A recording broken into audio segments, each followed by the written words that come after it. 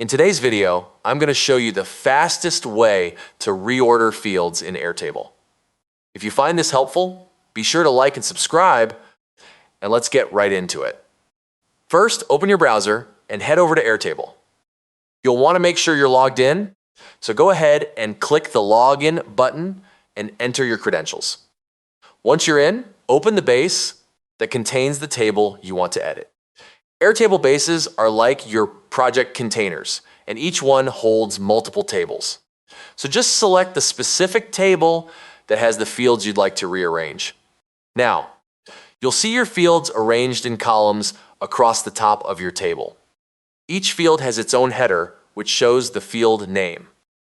To move a field, find the one you want to reorder and simply click and hold the field name with your mouse or trackpad. This activates the drag and drop feature, and you'll notice the cursor change slightly to indicate you're now in move mode. From here, drag the field to the left or right, depending on where you want it to go.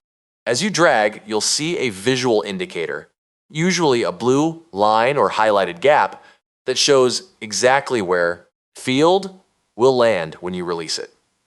That's your target. When you're happy with the new position, just drop it by letting go of the mouse button. It snaps right into place.